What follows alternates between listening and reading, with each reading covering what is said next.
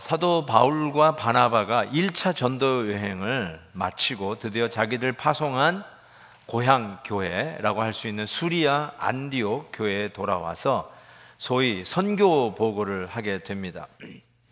정말 그 보고를 들으면서 얼마나 다들 신이 나고 감사하고 하나님 앞에 영광을 돌렸는지 모릅니다.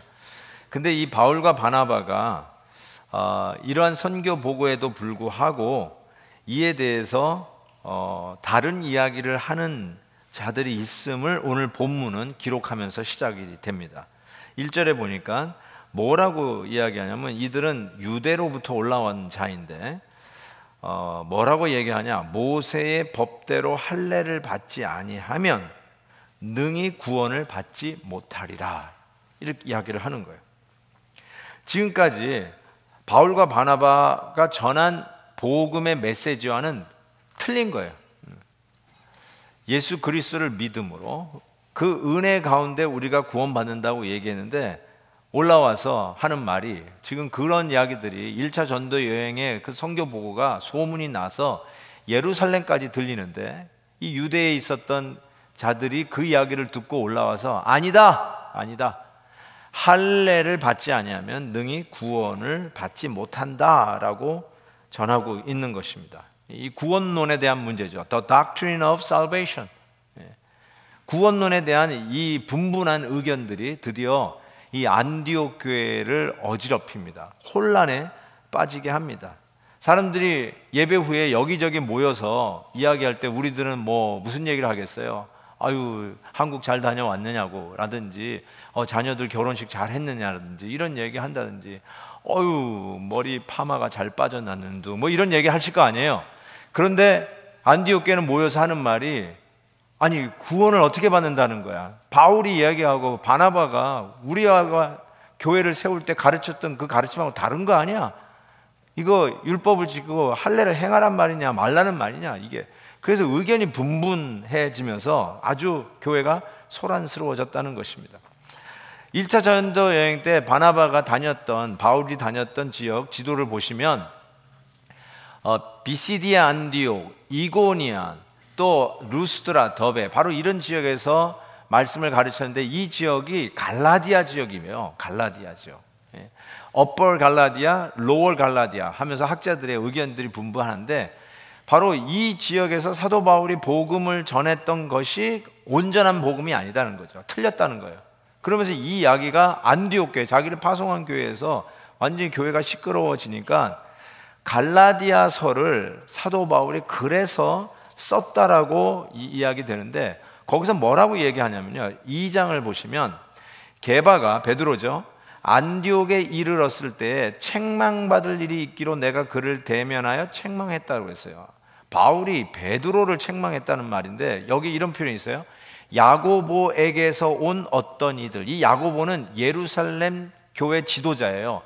예수님의 친동생, 바로 그 야고보를 얘기하는데 그 야고보에서, 즉 유대에서 올라온 그 일을 얘기해요. 그 사람이 뭐라고 얘기하냐면 게바와 이방인과 함께 먹다가 그 사람들이 오기 전에 게바와 이방인이 함께 밥을 먹었어요. 원래 이게 유대인들에겐 금지된 일이에요. 하면 안 돼요. 그런데 이 할례자들이 와서 자기네들을 보고 뭐라고 그럴까 봐 두려워서 물러갔어요.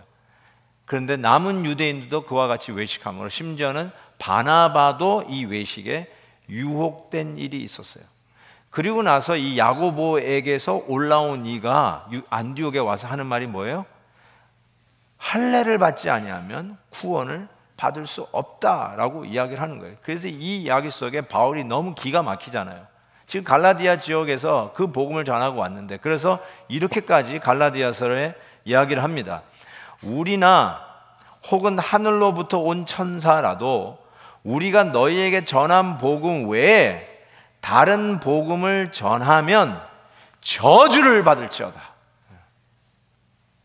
그냥 세게 말하고 싶어서 이렇게 얘기한 게 아니라 정말로 이것은 진리이기에 어떤 일도, 수학 공식 잘못 틀리면 손해보면 돼요. 어떤 거 시간을 잘못 알면 조금 늦게 가면 돼요. 그런데 이 복음에 관해서는 이 불순물이 끼어드는 것에 대해서 바울은 목숨을 걸고 얘기하고, 우리가 지금 전한 복음 외에 설사 우리가 나중에 와서 혹은 하늘의 천사가 와서 그게 아니다, 할례를 받아야 구원을 받는다라는 이런 이야기를 하면 저주를 받을지어다, 이렇게 얘기하는 거예요. 복음에 타협이 없다는 것입니다. 우리는 이 부분에 대해서 이미 해결됐어요. 이거 가지고 우리가 뭐 혼란스러워하지 않아요. 이미 2000년 후에 있는 우리 교회는 구원론에 대해서 전혀 타협함이 없어요. 그런데 2000년 전에는 이게 그렇게도 힘들었던 거예요. 처음으로 복음이 안디옥에서, 그때 이방교회에서 코페르니쿠스적인 발상으로 배를 타고 해외에 나가서 이 복음을 전할 생각으로 1차 전도여행을 마치고 돌아왔는데, 그 놀라운 하나님의 역사의 소문과 더불어 이야기를 들었던 유대에 살고 있는 사람들이 올라와서 그게 아니다, 할례도 받아야 되고 모세의 율법을 지키지 않으면 구원이 없다 라고 하는 이 말로 교회가 시끄러워지자 갈라디아 교회에 혼돈이 없도록 바울이 갈라디아서를 쓰면서 우리가 전한 외에 다른 복음을 전하면 저주가 있을지어다. 이게 얼마나 심각하고 교회가 교회되고 오늘도 복음이 복음되게 지키기 위해서 2000년 타협 없이 흘러왔던 이 복음인지 우리가 다시 한번 깨닫게 됩니다. 그래서 여러분, 우리 베델 성도 여러분, 확실히 합시다. 우리는 어떻게 구원을 받습니까? 어떻게 구원을 받습니까? 맞습니다. 은혜로. 맞습니다. 그래서 에베소서 2장 8절 9절 우리 다 같이 한번 이것은 확실하게 못을 박듯이 마음에 새기면서 읽었으면 좋겠습니다. 다 같이 읽습니다. 너희는 그 은혜에 의하여 믿음으로 말미암아 구원을 받았으니 이것은 너희에게서 난 것이 아니요 하나님의 선물이라. 행위에서 난 것이 아니니 이는 누구든지 자랑하지 못하게 합니다. 율법을 지킴으로 할례를 행함으로 구원을 얻는 게 아니다. 행위에서 난 것이 아니다. 우리의 공로로 구원받는 게 아니라 오직 은혜로, 오직 믿음으로, grace alone and faith alone, 이걸 외에는 없다, period, 확실하게 한 것이죠. 그래서 이걸로 분분하니까 그러면 우리 예루살렘 교회, 모 교회 우리 가서 재판을 받자 이거예요. 그래서 드디어 이 복음이 해외로 전해지면서 수많은 이방인들이 예수 믿게 되는 이 복음이 재판대 위에 서게 되는 것입니다. 자, 예루살렘에 가면서 그 가는 길 중에 이러한 선교 보고를 할 때 많은 자들이 참 기뻐했어요. 하나님께 영광을 돌렸어요. 예루살렘에 그러나 정작 갔더니 분위기가 만만치 않습니다.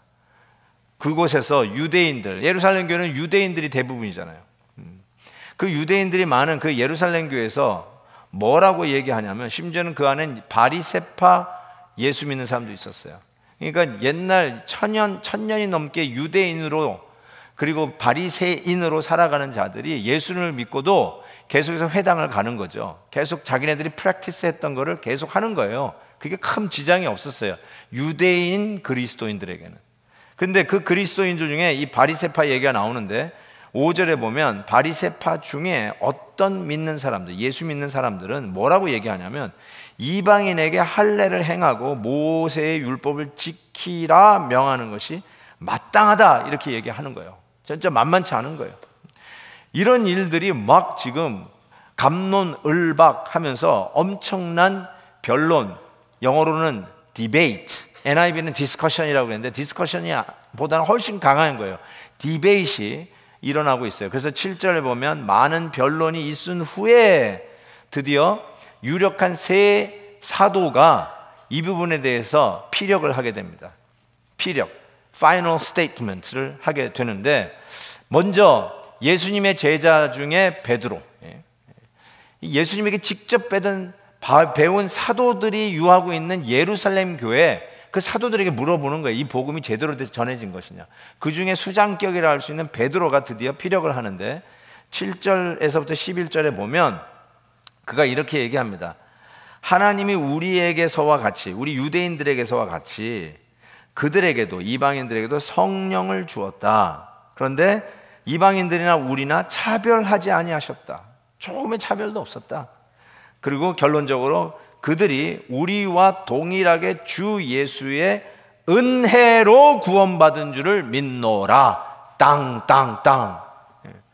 베드로는 이미 10년여 전에 고넬료 집에서 이걸 경험한 거예요. 기억나시죠? 그게 벌써 10년이 지나갔어요. 하늘에서 환상 중에 부정하다라고 하는 짐승들이 내려오는데 하나님이 먹으래요.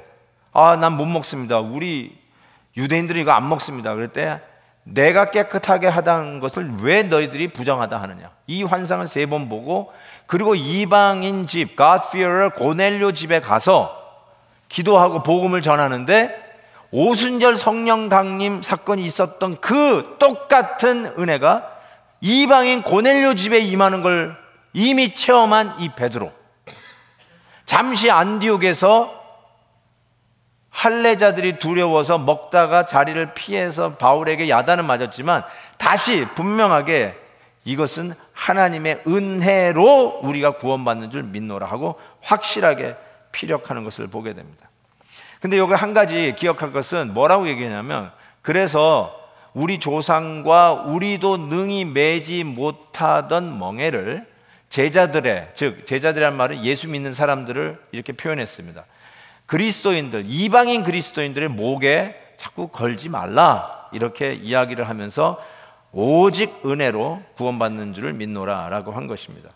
여기 베드로가 멍에로 표현한 율법, 그러면 율법은 무용론이냐, 율법 필요 없다, 아니면 율법은 더 이상 필요 없는 폐지론이냐, 그래서 율법 무용론 폐지론이 이야기가 되는데 그렇지 않습니다. 그 얘기가 아니에요. 예수님도 율법 폐지론을 얘기 아니라 율법 완성론을 얘기하신 분이죠. 사랑으로 율법 완성론. 그럼 율법은 왜 필요한가? 율법의 2가지의 기능이 여전히 존재합니다. 첫 번째로 율법의 그 기능 2가지 중에 하나는 하나님의 거룩한 성품을 그대로 드러내는 기능을 율법은 갖습니다. 거짓말하지 마라 말은 뭐예요? 하나님은 정직하신 분이고 진리의 하나님이시다. 간음하지 말라, 하나님은 순결하신 분이라는 걸 이야기하는 거예요. 하나님의 그 성품을 그대로 드러내는 게 율법의 기능 중에 하나입니다. 근데 또 하나는 뭐냐면, 그런 율법을 알기에 우리 그리스도인들은 하나님의 뜻을 따라가고자 하는 마음이 생겨요. 하나님의 거룩한 일들을 즐거워하며 그 일에 순종하기를 원해요. 그럼에도 불구하고 그 말씀을 순종함에 있어서 우리가 항상 한계에 부딪히는 것은 저와 여러분의 솔직한 고백입니다. 그래서 이 땅에, 이 지구상에 전후 좌우 역사 속에 하나님의 말씀을 온전히 지켰던 인간은 이 지구상에 하나도 없어요. 그래서 인간으로서 온전히 지키지 못한 인간이 그 자리에서 못하니까 좌절하는 게 아니라 그것 때문에 하나님께 나와서 자비와 은혜를 구하며 하나님을 의지하게 되고, 특별히 그리스도를 붙들도록 인도해주는, 옛 개역 한글 번역에서는 몽학 선생, 지금 한글 뭐죠? 개역 개정편에는 그리스도께로 인도하는 초등교사라고 이야기하고요. 우리가 부족하기 때문에 손 털고 주저앉는 자가 아니라, 그러기 때문에 더 그리스도의 은혜를 의지할 수 있도록 가이드해주고 그리스도에게로 나아가도록 인도해주는 초등학교 선생님 같은 초등교사, 그런 역할을 하는 게 율법이다라고 이야기를 하고 있습니다. 2번째, 유력 사도가 나와서 피력을 하는데 바나바와 바울입니다. 왜 바울이 안 했을까요? 바울도 했을지 모르지만 이름이 다시 바뀌었어요. 1차 전도 여행 때 리더십을 바울이 잡았는데 예루살렘 교회 왔더니 다시 바나바가 잡았어요. 왜 그랬을까요? 아직도 예루살렘 교회는 바울에 대해서 뭔가 레저베이션이 있다는 것을 이게 느낄 수가 있어요. 어쨌든 바나바가 피력하는데 짧게 한마디로 해요. 그리고 자기가 무슨 복음을 전했는지에 대한 이야기보다는 이렇게 얘기해요. 왜냐하면 본인이 피고아니에요. 그렇죠? 그래서 말을 길게 하지도 않았을 이유가 있는데 12절에 이렇게 얘기해요. 온 무리가 가만히 있어 바나바와 바울이 하나님께서 자기들로 말미암아 이방인 중에서 행하신 표적과 기사에 관하여 말하는 것을 들었어요. 그러니까 이 바나바와 바울은 무슨 복음을 전했느냐는 걸 가지고 왈가왈부하지 않아요. 이미 그 얘기를 하고 있으니까. 그런데 뭘 얘기하냐면 우리가 그 복음을 전할 때 뭐예요? 표적과 기사가 나타났다. 지금 그 얘기를 하고 있어요. 왜 이 이야기를 했을까요? 이런 기적을 행하는 것을 보면서 우리를 얕잡아 보지 말라? 우리를 무시하지 말라? 우리의 이 깜짝 쇼를 못 보느냐? 뭐 이런 자기 자랑이 아니라 우리가 전한 복음이 바로 하나님이 원하는, 하나님이 옳다라고 인정한 복음이기 때문에 이 miraculous signs and wonders, 이 일이 있었던 이유는 뭐냐면 하나님께서 endorse 하는 거예요. Yeah, that's right. That is right. That's what I want to say. 그런 의미에서, 인정하는 의미에서 endorse 하는 것으로 이 표적과 기사가 있었다라고 얘기하는 것이죠. 그리고 나서 솔직히 이런 일이 있지 않습니까? 하나님이 나와 함께 하시는 사인, 하나님의 인도스로 우리의 삶 속에 기대하지 않았던 표적과 기사가 우리의 삶 속에 여전히 나타날 수 있어요. 하나님이 우리 기도를 들으시는 사인으로서 우리 삶 속에 기적이 나타나는 수가 있어요. 하나님의 인도싱이에요. 그렇죠? 여전히 우리에게도 이런 일들이 일어납니다. 세 번째로, 마지막으로 가장 중요한 사람의 피력이 나타납니다. 그게 누구냐면 야고보입니다. 이 야고보는 아까도 얘기한 것처럼 예수님의 친동생이고요, 서신 히브리서 다음에 있는 야고보서의 저자가 바로 이 예수님의 친동생 야고보입니다. James the Just라고 하는 별명으로 알려져 있는 이 야고보가 실은 사도들보다 예루살렘 교회는 더 중요하고 유력한 지도자였어요. 이 야고보가 결국은 마지막 거의 정리를 하고 썸머리를 하는 식으로 그 모든 과정의 수많은 변론, 디베이트를 듣고 결론을 내리는 장면이 드디어 나타납니다. 14절, 18절에 보면 하나님이 처음으로 이방인 중에서 자기 이름을 위할 백성을 취하시려고 그들을 돌보신 것을 시므온이 말하였으니 선지자들의 말씀이 이와 일치하도다. 이제 나온 게 아니라 이거 원래 하나님이 이야기하고 있었던, 구약에서 말씀하고 있었던 것이 그대로 이루어진 것이다. 그러면서 선지자의 말씀, 정확하게 아모스 선지자의 말씀을 인용하면서 16절부터 다윗의 무너진 장막을 다시 지어 일으키리니 이는 그 남은 사람들과 내 이름으로 일컬음을 받는 모든 이방인들로 주를 찾게 하려 함이라 하셨으니, 즉 예로부터 이것을 알게 하시는 주의 말씀이라, 딱 이야기하는 것이죠. 그러니까 이방인도 구원받는 것, 똑같이 유대인들이나 이방인 똑같이 구원받는 걸 이미 예언하고 있었고 지금 너희들이 그 예언이 성취되는 것을 보고 있는 것이다 라고 이야기하면서 19절에 이렇게 얘기합니다. 내 의견에는, 제임스의 의견, 야고보의 말은 이방인 중에서 하나님께로 돌아오는 자들을 괴롭게 하지 말라, 딱 이렇게 했어요. 멍에를 씌우지 말라는 뜻인데, 이 괴롭게 하지 말라는 말이 토론을 하지 말고 디베이트를 하지 말라, 그러니까 옆에서 막 이렇게 내깅하고 잔소리하고 바가지 긁지 말라라는 차원으로 혹시라도 이해할까봐 제가 일부러 원어를 적어놨어요. 괴롭게 하지 말라. 이게 무슨 뜻일까? 이 페라에노클레인 이렇게 쓰는데요. 이 페라라는 말이 아시나요? 페라라는 거, 페라메릭스, 뭐 페라메딕스, 뭐 이런 거, 페라리거 할 때 페라는 주변을 얘기해요. 주변. 바로 옆에서 아주 그냥 힘들게 하는 건데, 요 단어가 히브리서에서 요때 썼어요. 어떨 때 썼냐면 히브리서 보시면 한번 볼까요? 너희는 하나님의 은혜에 이르지 못하는 자가 없도록 하고, 또 쓴뿌리가 나서 괴롭게 하여, 요 단어요. 똑같은 단어예요. 괴롭게 하여 많은 사람이 이로 말미암아 더럽게 되지 않게 하라. 이 괴로운 게 성가시게 귀찮게 바가지 긁지 말라는 뜻이 아니라 은혜에 이르지 못하는 다른 복음을 전하지 말라는 뜻이에요. 이 다른 복음을 이루면 사람들이 미혹받아서 은혜에서 떠나는 거예요. 그래서 복음이 오염되어 더러워지는 걸 의미하는 거예요.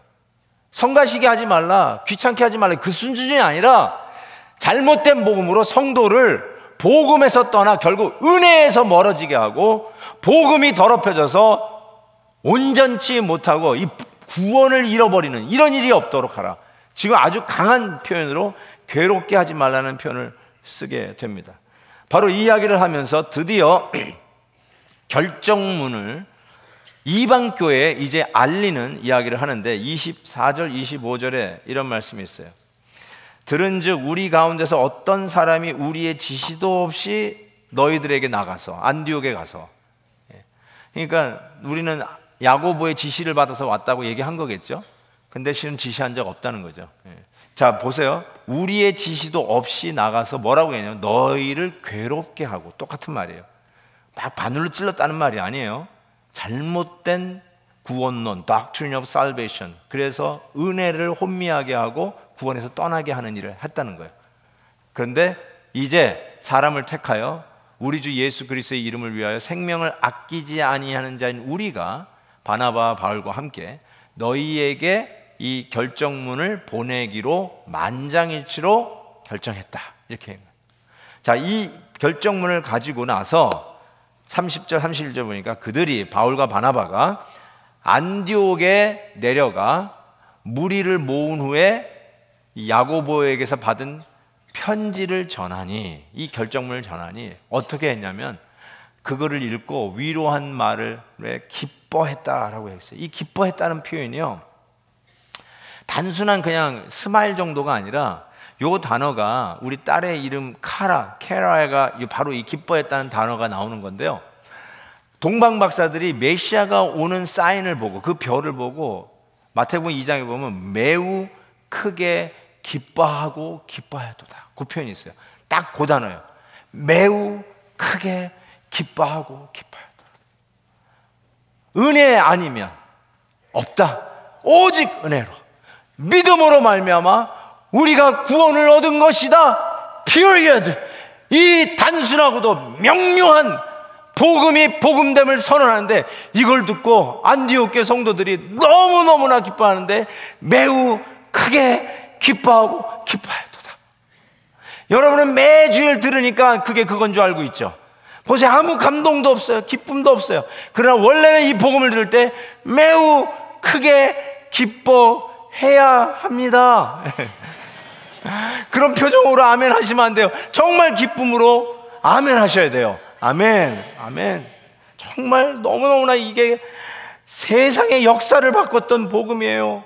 혼탁하지 아니하고 오염되지 아니하고 불순물 섞이지 않고 복음이 복음되게 하기 위해서 초장부터 재판을 받아서 드디어 은혜 외에는 믿음으로 말미암아 구원 얻었다는 이 확실한 복음이 전해진데, 2000년이 지난 이 시간에도 가감없이 혼탁하지 아니하고 복음을 그대로 전할 수 있었다는 것은 하나님의 은혜라고 저는 이야기할 수 있습니다. 그런데 이와 같이 야고보가 결정문, 재판 후에 결정문을 보낸 후에 거기에 소위 attach file을 보냈어요. 그거는 부탁이에요. 다시 말씀드립니다. 부탁이에요. suggestion이에요. 그러니까 율법이 아니에요. 4가지인데요 엄밀하게 얘기하면 한 3가지로 나누어집니다. 29절에 이렇게 되어 있어요. 뭘 서제션을 했냐면 이방 교회 성도들에게 우상의 제물과 피와 목매어 죽인 것과 음행을 멀리할지니라. 이에 스스로 상가면 되리라. 평안함을 원하노라 하였노라. 유대인 그리스도인이 있고요, 이방인 그리스도인이 같이 어울려서 하나님을 예배하잖아요. 근데 we should respect each other. 서로의 다름. 실은 복음은 유대인들 가운데서부터 시작됐잖아요. 오순절 성령 강림이 유대인들 120문도에서 시작됐잖아요. 그래서 이 복음이 유대인의 문화적인 옷을 입고 있었던 거는 어찌할 수 없어요. 근데 이 유대인의 문화적인 옷을 전하는 게 아니라 그 안에 있는 알맹이 복음을 전하는 게 전도 아니에요. 그런데 이것이 드디어 이방인에게로 가서 똑같은 성령의 역사가 있는 것을 지금 우리가 보고 있는데, 우리가 서로가 다른 문화지만 다른 문화들을 서로 좀 리스펙트하고 be sensitive, 좀 민감할 필요가 있다라는 차원에서 복음이 복음된 거 확실히 결정하되 Here is my suggestion 하면서 유대인들의 그리스도인들도 고려하고 우리 이방인의 그리스도인들도 좀 이렇게 이거를 알아두면 좋겠다 하면서 서제션을 한 거예요. 3가지로 얘기하는데, 첫 번째가 우상에 바쳤던 제물을 좀 멀리 하기를 원했어요. 우상에 바쳤던 제물, 옛날 고대 시장에 가보면 고기들이 나와 있잖아요. 그 고기들이 대부분 우상에게 바쳐진 고기들이었어요. 그 고기들이 나와가지고 이제 시장에서 팔리는데 유대인들은 그거 먹지 않았어요. 왜요? 뭐 주피터에게, 뭐 헤르메스에게, 제우스 신에게 이게 바쳐진 거라는 걸 아는데 그거 아는 이상은 안 먹었어요. 양심에 꺼려서. Which is okay. 그렇죠? 근데 여러분, 이방인 성도들은 고기를 살 게 그것뿐이 없었어요. 이방인의 이미 컬처가 다 제사 지내는 문화 아니에요. 이방 신들에게, 그러니까 그거 안 먹으면 고기 먹을 수도 없었죠. 그게 시장대에 나왔을 때 그거 별로 거리낌 없이 사 먹는 거거든요. 자, 그런 거를 보고 유대인들, 그리스도인들은 또 저럴 수 있느냐, 서로 이렇게 이야기를 하는 것이죠. 자, 여러분은 어떻게 하실래요? 돼지 머리 이렇게 막 웃는 거, 여기에 이렇게 지폐들이 꽂혀져 있는 거, 그거 돼지 머리 눌린 살로 이렇게 시장에 나온 거 알았어요. 그거 드셔야 돼요, 말아야 돼요? 예?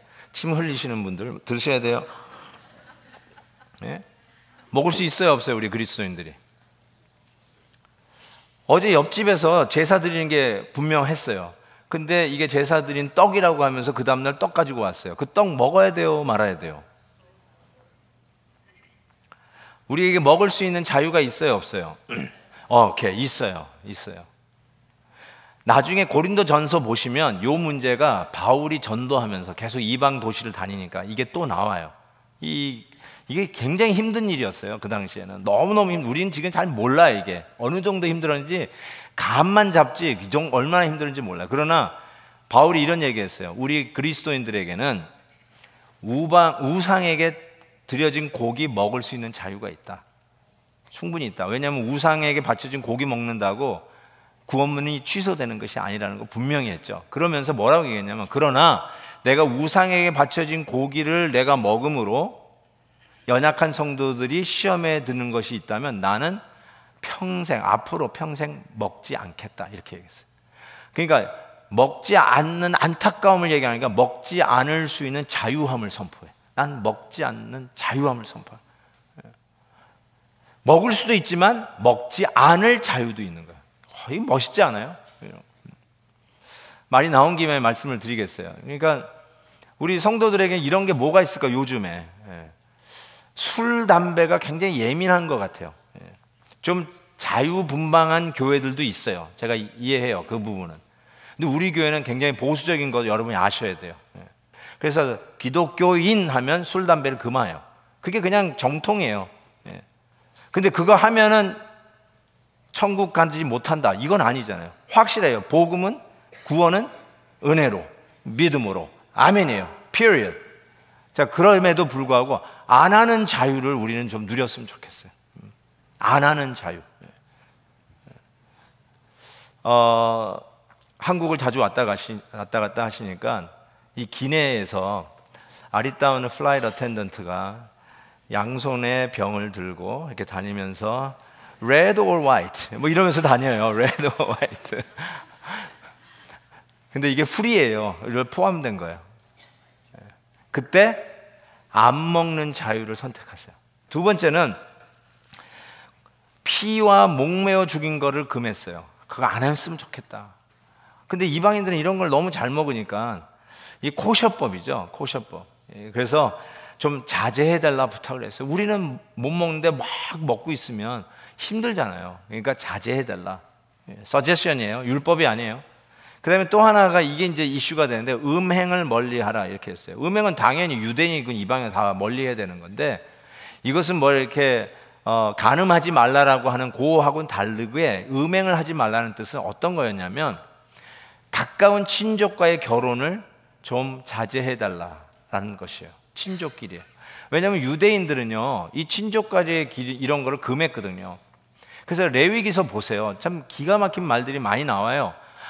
네 아버지의 아내와 자지 말라, 이런 말부터 나와요. 그러니까 자기를 낳아준 엄마가 아니라 다른 엄마겠죠, 물론. 그리고 네 아버지의 딸과 자지 말라, 이모하고 자지 말라, 고모하고 자지 말라, 숙모하고 자지 말라. 그런 게 아주 적나라하게 그대로 나와요. 짐승하고도 자지 말라. 그런 얘기부터 다 나와요. 그런 게 쭉쭉쭉쭉 나와요. 그러면서 조카하고도 자지 말라. 근데 실은 이방인들은요, 친족 간의 결혼이 별로 그렇게 신경 쓰이지 않았어요. 그래서 사촌 여동생하고 결혼하고 뭐 형의 아내를 빼앗아 가지고 자기가 결혼, 이런 것들이 그냥 이방 문화에는, 그 이방인들은 그게 그냥 흔히 보는 거니까 그렇게 바더를 받지 않은데, 유대인들에게는 이게 철저한 거였으니까 유대인들로 그리스도인들을 좀 생각해서 리스펙트해서 be sensitive, 그래서 이런 일을 하지 않도록 권했던 것이에요. 필립 옌시가 What's so amazing about grace라고 하는 책, 제가 여러 번 좀 소개했던 책이기도 하지만 이곳에서 그 데이비드 시먼스의 이야기를 인용하면서 현대 우리 그리스도인들에게 이 정서적인 문제에 가장 두드러진 두 가지의 원인이 그가 지적을 합니다. 뭐라고 얘기하냐면 그 가장 큰 두 가지의 원인, 첫 번째는 하나님의 무조건적 은혜와 용서를 이해하고 받고 살아가는 것을 실패했고요. 두 번째 원인은 그 무조건적인 사랑과 용서와 은혜를 남에게 나누는 일에 실패했다라고 얘기했습니다. 우리 성도들은 읽고 듣고 그리고 그 은혜의 멋진 신학, Grace alone, Faith alone, 멋진 신학, 이거를 믿는다고 하지만 실제적으로 그렇게 살지는 못한다. 은혜의 복음의 좋은 소식이 우리 정서 안까지, 우리 이모션이라는 표현을 썼는데 전 정서로 번역했어요. 우리의 이모션 안까지 penetrate, 뚫고 들어와 그 은혜에 젖어 있지 못하는 거예요. 머리로는 알고 있어요. That's good theology. Good theology. 그런데 우리가 그것에 폭 적셔가지고 그렇게 살아가지 않는다는 거예요, 우리가. 그게 우리 지금 살아가는 성도들의 가장 큰 문제라고 지적하고 있는 것입니다. 저는 동의를 할 수밖에 없어요. 맞는 것 같아요. 우리가 이 놀라운 구원론, Doctrine of Salvation, No Compromise, 그렇죠? 이거에 흔들림이 없이 확실한데도 실제로 we don't living it out, 그렇게 살지 않는 거예요. It doesn't penetrate into your inner being. 진짜 나의 삶 속에 구체적으로 파고 들어가지 않는 거예요. 그냥 여기서만 있는 거예요. 여기서만 윙윙 도는 거예요. 제가 만들어낸 글을 여러분에게 읽을게요. 딸을 대학에 보내놓고 이 비싼 학자금을 대느라고 허리가 휘는 엄마 아버지가 있었습니다. 아예 돈을 많이 벌든지 아예 빈민자든지 그러면 조금 혜택이 있지만 이 미국에서는 적당히 버는 이 중산층이 항상 문제 아니겠어요? 그거 다 내야 돼요. 학비를 내야 돼요. 그래서 어쨌든 이민 온 이유가 우리 자녀들 공부 좀 시켜보려고 이민 온, 그러니까 엄마 아빠가 뭐 투잡, 쓰리잡 뛰어가면서 학자금 모아가지고 허리가 휘면서 딸의 투이션, 학자금을 보냅니다. 그런데 딸이 공부를 잘 안 해요. B까지는 내가 봐주겠어요. 그런데 성적표가 왔는데 성적표가 크리스찬 디오르예요. 이런 게래. C 아니면 D예요. D-all. 그게 당연히 엄마 아빠는 너무 속상한 거예요. 그렇잖아요. 이 딸 하나 바라고 그 고생을 하면서 학자금을 대는데 애가 성적이 크리스찬 디올이니까 밥맛이 없는 거예요. 살고 싶은 마음도 없고 내가 왜 이 고생 하나 하고 회의도 나고 이걸 어떡하나 하고 고민하고 있는데 딸로부터 이메일이 날라왔어요. 그 이메일 내용이 이런 거예요. 엄마 아빠 오랜 시간 고민했는데 아무래도 엄마 아빠에게 알려야 할 것 같아서 이렇게 이메일을 씁니다. 제가 학교에서 제임스라고 하는 청년을 만나서 사랑하게 되었어요. 이 제임스는 고등학교 11학년 때 결혼하겠다고 드랍아웃한 학교 중퇴한 아이인데 그 여자하고는 1년 전에 이혼을 했어요. 그리고 그 제임스와 저는 지난 2달 동안 열애를 하고 있어요. 저의 계획은 한 달 뒤쯤에 제임스와 결혼하려고 하는데 이미 동거하고 있습니다. 아직은 제가 병원에 안 갔지만 제가 임신한 것 같아요. 문제는 나중에 안 거지만 제임스가 에이즈 파지티브인 것을 알게 되었어요. 그래서 이 상태로는 공부를 계속할 수 없어서 지난주에 자퇴를 했습니다. 엄마 아빠 너무 실망하지 마세요. 그리고 저를 찾지 마세요. 나중에 기회가 되면 공부 계속 할게요. 미안해요. Love, Jennifer. 이 이메일을 받고 완전히 뒤로 자빠진 엄마 아빠, 너무 실망하고 너무 이게 황당한 거예요. 그래서 딸에게 전화를 했지만 아무리 걸어도 전화는 꺼져 있고 연락이 안 됩니다. 딸의 대학이 동부에 있기 때문에 서부에서 금방 날아갈 수도 없고 발만 동동 구르고 있는데 다시 딸에게 이메일이 왔어요. 엄마 아빠, 몇 시간 전에 보낸 이메일은 거짓말입니다. 결혼한다는 제임스라는 남자도 없고 동거도 하지 않으며 임신도 하지 않았습니다. 그리고 학교도 드랍아웃 하지 않고 잘 다니고 있어요. 이 말에 엄마 아빠가 아이고 다행이다, 얼마나 감격했는지 몰라요. 그런데 딸의 이메일은 이렇게 계속되고 있었어요. 그런데 엄마 아빠, 지난 시험에 프렌치 C 맞았고 매스는 페일 했어요. 이때 엄마 아빠의 반응이 뭘까요? It's okay. It's okay. No problem.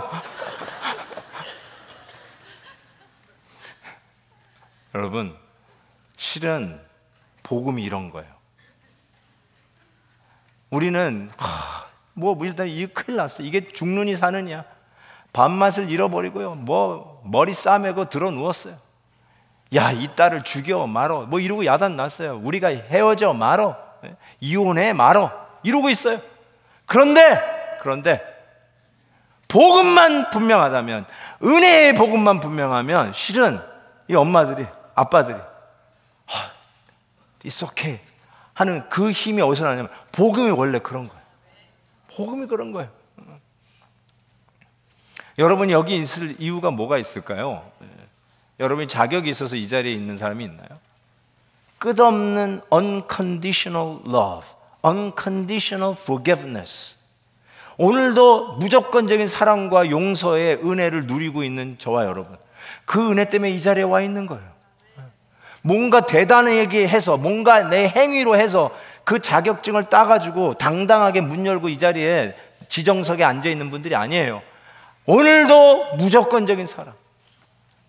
지난 한 주만 생각해도 하나님 앞에 너무 죄송하고 내 결단한 거 불순종하면서 지내왔지만 뒤돌아보면 여전히 십자가에서 무조건적인 사랑으로 보혈의 은혜를 흘려주고 계시는 그 주님이 나를 안으시고 용서해 주신다는 바로 그 은혜, grace alone. 바로 그거 하나 때문에 오늘도 내가 다시 힘을 얻어서 이 자리에 나와 앉아 있는 거 아니에요. 그것이 사실이라면 똑같이 무조건적인 은혜와 사랑을 우리 이웃들에게 전하고 실천해야 한다는 그 당위성을 우리는 갖게 되는 것이죠. 필립 얀시가 지적했던 그 문제, 알기는 아는데 we don't live out, 그대로 살지 않는 모습.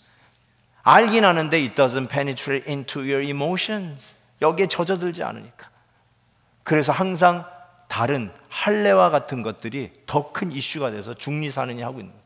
그러나 은혜의 복음만 분명히 붙잡고 있으면 It's okay, It's okay 하고 오늘도 우리 앞에 있는 장벽들과 우리 앞에 있는 수많은 일들, 이 세상에서는 그것 때문에 죽고 사는 문제일지 모르지만 우리는 하나님의 은혜와 사랑 속에 It's okay 하고 뜨거운 칼이 바다를 가르듯이 오늘도 분명하게 복음의 능력으로 전진, 승리할 것을 믿습니다.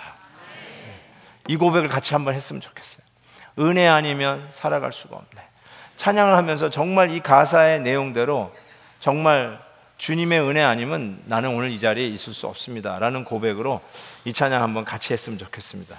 은혜 아니면 살아갈 수가 없네.